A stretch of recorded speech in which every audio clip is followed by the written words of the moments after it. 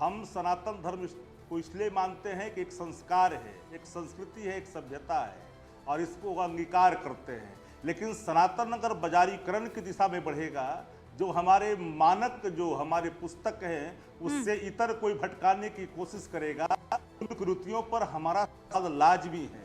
जिस तरह से कुंभ में लोग भेंट चढ़े थे, जो अव्यवस्था के कारण, कुंभ के बारे में जरा कोई हमको बता दीजिए, शंकराचार्य से लेकर सब लोगों को बैठा करके, मैं 18 पुराण में आपके सामने रखता हूँ, चारों वेद रखता हूँ, हमने भी पढ़ा है और मैं दावे के साथ कहता हूँ, मौनी अमावस्या जिस दिन गुमा अमावस्या होता है, उसी दिन का कुंभ का महत्व है। कुंभ को लंबे काल तक का बढ़ा करके 146 साल 44 साल का रट लगा करके आपने एक नाहक जो मिथ्या जो प्रचार करके एक बाजारीकरण व्यवस्था आपने किया है, क्या उस एनआरकी के संदर्भ में दिए गए वक्तव्य कोई गलत हो सकता है? ठीक है, मैं एक सेकंड, शक्ति जी, सतीश के सिंह साहब भी बैठे हुए हैं, एक सवाल पूछना चाह रहे हैं आपसे, गौरव भाटिया। मेरा केवल एक सवाल है, ये जगदानंद इनके नेता हैं, उन्होंने कहा है जो भव्य राम मंदिर बना है ये नफरत की जमीन पर बना है। अब ये बताइए, जो करोड़ों हिंदू अनुयायी हैं, इनकी भावनाएं इससे ठेस नहीं होती है? जब आप भगवान राम के लिए अपशब्द बोलते हैं, हमारे मंदिर के लिए कहते हैं नफरत की भूमि पे है, जरा उत्तर दीजिए इस पे। शक्ति यादव जी जवाब दीजिएगा। मैं बिल्कुल सीधा जवाब देता हूं। राम मर्यादा के प्रतीक हैं और भगवान राम के प्रति सम्मान हमारा कर्तव्य है। जगदानंद ने ठीक कहा, होने के कारण नफरत की भूमि है वो। प्लीज सुन लीजिए, पूरी बात सुन लीजिए, आप सुन लीजिए। उत्तर नहीं है। उन्होंने कहा, उसको अलग व्याख्या नहीं करिए गौरव, क्यों कहा? इसमें उन्होंने कहा कि जिस, अच्छा कह सकते हैं मुसलमानों के लिए, कह के दिखाइए की गई उस, कह के दिखाइए मुसलमानों के लिए। मैंने कहा अगर ईद, अगर रमजान, अगर ईद, मैं कह रहा हूं अगर ईद, हम तो फिर कह रहे हैं कि अगर रमजान एक महीने से क्या शक्ति भाई, मैं समझना चाहता हूँ, आप ये कह रहे हैं जो भव्य राम मंदिर बना है ये नफरत का प्रतीक है। एक बार बोलिए, जोर से बोलिएगा, इसी चैनल पे जोर से मैंने बोलिएगा। तो मैं डंके की चोट पर नहीं, मैंने न कभी कहा है न मैं कभी कहूंगा। जो भी धर्मावलंबी है, जिस धर्म को मानने वाले लोग, आस्था का जहाँ जगह है, नहीं, ये बड़ा इंटरेस्टिंग है।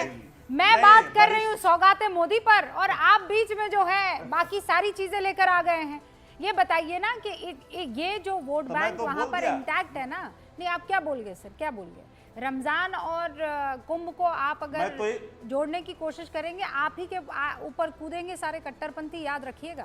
आप ये बात अच्छे से जानते हैं। नहीं, आपके लिए बड़ा आसान है कुंभ पे कुछ भी कह देना सर। शक्ति भाई, बहुत आसान है कुंभ पर हिंदू कोई त्योहार पर बोल देना किसी ना, लेकिन आप सोच समझ कर बोलिएगा। बोल के दिखाइए, आप रमजान के बारे में नहीं बोल पाएंगे, बोलना भी नहीं चाहिए। इनफैक्ट मैंने कहा कि महीने का रमजान होता है, अगर 4 महीने के रमजान होंगे तो सवाल उठेंगे। अरे भाई, 4 महीने के बना हुआ है उससे अलग नहीं हो सकता है। तो क्या मानक वहां पर बना हुआ है, ये आप थोड़ा ही डिसाइड करें।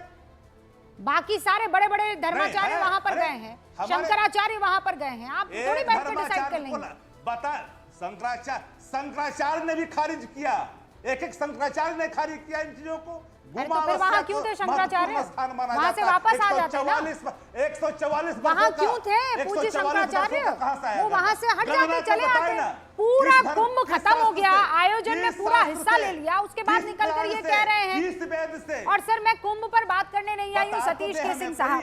देखिए, घूम फिर कर मामला यही आ जाता है कि बात मुसलमानों की आती है, फिर वर्सेस हिंदू हो जाता है, हिंदुओं की आती है वर्सेस मुसलमान हो जाता है। देखिए, पहले तो मैं यही कहूँगा कि स्वागत योग्य है अगर प्रधानमंत्री जी ईदी भेज रहे हैं, तो भले ही 20-22 साल लेट करके भेज रहे हैं, लेकिन मुझे लगता है कि जो पूरा बीजेपी आरएसएस परिवार है वो कंफ्यूज्ड है, बहुत ज़्यादा कंफ्यूज्ड है। कोई अब ईदी भेजने वालों में क्या बटोगे कटोगे वाले बाबा भी हैं क्या, या नहीं है? ये प्रधानमंत्री जी को अब सूझा है, अच्छी बात है, स्वागत योग्य है। लेकिन अभी आपने आरएसएस का मीटिंग हुआ वहाँ बेंगलोर में, आप अगर उसको देखती, सुनती, समझती, तो उसमें तो सिर्फ हिंदू परिवारों की बात हुई, हिंदू समाज की बात हुई, कुछ नहीं हुआ। तो मेरा मानना है कि ये लोग कंफ्यूज्ड हैं, इनको सिर्फ इलेक्शन वाले माइंडसेट से चलते हैं। तो ये ये सिर्फ सही नहीं है। अब कोई हाल तक तो ये लोग घुसपैठिया बता रहे थे मुसलमानों को, बता रहे थे, बड़े बड़े नेता ने घुसपैठिया बताया, समूचा मुसलमान यहाँ का घुसपैठिया हो गया। अरे कट्टरवादी तो है, तो मुसलमान में भी है और हिंदू में भी है। तो इससे क्या देश बनेगा? क्या इससे देश बनता है? विकसित भारत बनेगा क्या? नहीं तो करना क्या चाहिए आपको? मतलब ये सौगात मोदी नहीं करना चाहिए? बिल्कुल करना चाहिए, बहुत पहले करना चाहिए था, तो और पूरे संघ परिवार को करना चाहिए था। गौरव भाटिया जी को भी भेजना चाहिए ईदी, जितना इनको जान पहचान है उनके लोगों को भेजना चाहिए। काहे नहीं भेजते? आपको क्या पता कि वो ईदी भेजते हैं? नहीं, मुझे नहीं मालूम है, मैं नहीं जानता। अगर भेजते होंगे तो बहुत अच्छी बात है। हाँ। बहुत अच्छी बात है, बहुत अच्छी बात है। हाँ, लेकिन आपने हमें बोला है बोलने के लिए, तो ये भी बात मैं कहूंगा कि आरजेडी वाले चाहे जेडीयू वाले, ये लोग भी जो इफ्तारी करते हैं वो राजनीतिक ही होता है। इनका कोई धर्म से कोई लेना देना नहीं है, ये सिर्फ वोट बैंक की दृष्टि से देखते हैं। तो ऐसे मैं तो एक राष्ट्रवादी हूं भाई, तो मैं उस ढंग से देखता हूं, लेकिन अब कभी कभी क्या होता है कि कोई राष्ट्रवादी काम भी करता है तो उसके लिए बहुत दिक्कत हो जाती है। अभी अडवाणी जी ने जिन्ना के मजार पर गए थे, क्या हश्र हुआ उनका, आप सब लोग जानती हैं। तो मैं कहता हूं कि बहुत कंफ्यूज्ड सिचुएशन नहीं होना चाहिए। नहीं तो जिन्ना की मजार पर जाकर कोई बहुत बड़ा काम नहीं किया सर। मुझे नहीं मालूम क्या किया था, मैं एडिटोरियल नहीं दे रहा हूँ। अभी बोल रहे हैं आप कि मैं राष्ट्रवादी हूँ। मैं राष्ट्रवादी हूँ तो मैं क्या एडिटोरियल दूंगा? मैं ये नहीं कह रहा हूँ, मैंने ये कहा था उनका हश्र क्या हुआ। तो मान लीजिए, अब मान लीजिए क्या हश्र हुआ सर? नहीं, मैं बोल रहा हूँ, प्रधानमंत्री जी ने ईदी भेजा है, क्या ये योगी जी को स्वीकार है? सवाल का जवाब दीजिए। आप जानती हैं क्या?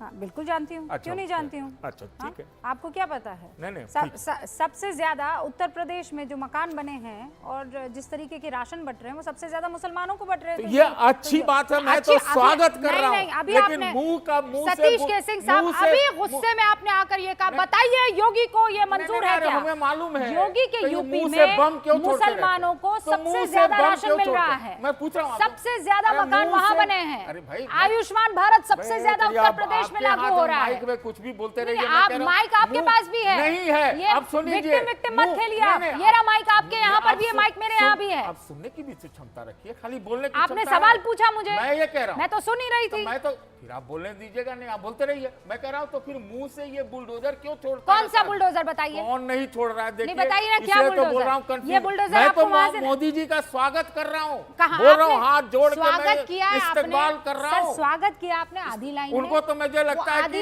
एक इफ्तारी भी देना चाहिए, आधा शब्द कर लीजिए। इफ्तारी भी देना चाहिए। नहीं, इफ्तारी भी दे देंगे, लेकिन उससे क्या आप लोग कहेंगे कि ये क्यों नहीं, किया? हम नहीं कहेंगे भाई, हम तो स्वागत करेंगे। ये क्यों किया? आप थाली सर में रख देंगे तब भी जो है कुछ ना चेंज होने वाला है। मैं तो स्वागत जी आएंगे और कहेंगे फेंके हुए टुकड़े हम मुसलमान क्यों लेने लगेंगे? बताइए, ऐसा ना बुरा लगेगा ना या बाकी लोगों को? अखिलेश जी कुछ कहना चाह रहे हैं, उसके बाद गौरव भाटिया जवाब दीजिएगा। अखिलेश जी देखिए, रूबिका जी भले ही अपनी हार सुनिश्चित जान करके मुस्लिमों को ईदी भेज रहे हों, फिर भी ये स्वागत योग्य है। और ये और अधिक स्वागत योग्य तब हो जाएगा यदि आदरणीय मोदी जी ये कहें कि हमारे पार्टी के लोगों ने जो अपशब्द, कटुवचन और अपमान सूचक शब्दों का प्रयोग किया है अतीत में, उसके लिए हमें खेद है। इस ईद पे हम आप लोगों के गले मिल करके सारे शिकवे शिकायत के लिए हम खेद व्यक्त करते हुए आप मेरी ईदी स्वीकार करें, अब हम मिल के चलेंगे। देश खुश हो जाएगा, यही चाहता है देश और यही अपेक्षा करता है। दुकानों पे नाम लिखो, कांवड़ यात्रियों के रास्ते में पड़ने वाले, ये करो। गिनाओगे तो बहुत समय लगेगा। तो अगर ये अच्छा स्टेप कर रहे हैं और आप मान रही हैं, तो मरहम लगाने की भी शुरुआत होनी चाहिए। ठीक है, सिर्फ पैकेट भेज देने से नहीं, जो कुछ जो इन लोगों ने किया है या इनके पार्टी के छत्रपों ने, उसके लिए एक बार खेद भी व्यक्त कर दें, पैकेट वो ज्यादा बेहतर होगा। एक लव लेटर भी जाना चाहिए। विश्वास जगाने का यही एक तरीका है। हाँ, एक लव लेटर भी जाना चाहिए। गौरव भाटिया, विश्वास कैसे कोई करेगा भाई? विश्वास करने के लिए कुछ करना पड़ेगा ना। सबसे बड़ा लव लेटर जो है ना, जब ट्रिपल तलाक को अपराध बना दिया, वो लव लेटर है। और इनका हेट लेटर भी है, जो शाह बानो का मैंने बताया, जजमेंट इन्होंने पलट दिया और कृपया करके अखिलेश भाई तो मेरे छोटे भाई हैं, देखिए ये युवा है, मैं बुजुर्ग हूं, मैं इतनी ही विनती करता हूं, मुझे मत बताइए, हमारी पार्टी को मत बताइए कि मोहब्बत कैसे की जाती है, क्योंकि कांग्रेस पार्टी का हाल क्या हुआ है मोहब्बत की दुकान के बाद, ये हम सब ने देखा है। 2024 हारे, हरियाणा हारे, महाराष्ट्र हारे, दिल्ली में आया अंडा और यहाँ बैठ के हमें बता रहे हैं मोहब्बत कैसे करनी है। आपको मालूम है लोग क्या कहते हैं, इनकी मोहब्बत नहीं मतलब चाहिए, नहीं इनकी करेंगे मोहब्बत आप। से तो चलिए, हो नफरत गया। अच्छी है। आपने ये है स्पष्ट आज कर दिया कांग्रेस कि आप पार्टी। नहीं मोहब्बत करेंगे। अच्छा बीच में ना बोलिए, बीच में ना बोलिए, बीच में ना बोलिए प्लीज। दूसरी बात जो मैं कहना चाहता हूं, देखिए अभी कहा जा रहा था कि हिंदुओं में भी कट्टरवादी है। मैं डंके की चोट पे कहता हूं पूरी दुनिया में सबसे ज्यादा सहिष्णु कोई है तो वो हिंदू है, जिसकी सबसे बड़ी मिसाल ये है 80% होने के बावजूद हमने ये कहा कि इस देश को पंथ निरपेक्ष होना चाहिए। एक इस्लामिक मुल्क बता दीजिए पूरी दुनिया में जहां पे आप लोगों ने बहुसंख्यक कहा मुसलमान भाई, हो ये आप और लोगों ने उन्होंने नहीं कहा हो था। पंथ निरपेक्ष ये है। आप लोगों ने नहीं कहा था, क्यों झूठ बोल बीच रहे में हो? मत बोलिए। ये कांग्रेस ने देखिए, कहा था, मैं बीच में बीच मत में बोल बोलिए। रहा हूँ। बीच अच्छा, में ये सुनिए सर। कांग्रेस ने कहा था, आप लोग तो सुनिए अभी भी सर, इसका सुनिए उपयोग सर, करते हैं। बहुत मेरे गंदी पास आदत है वक्त की आपकी। कमी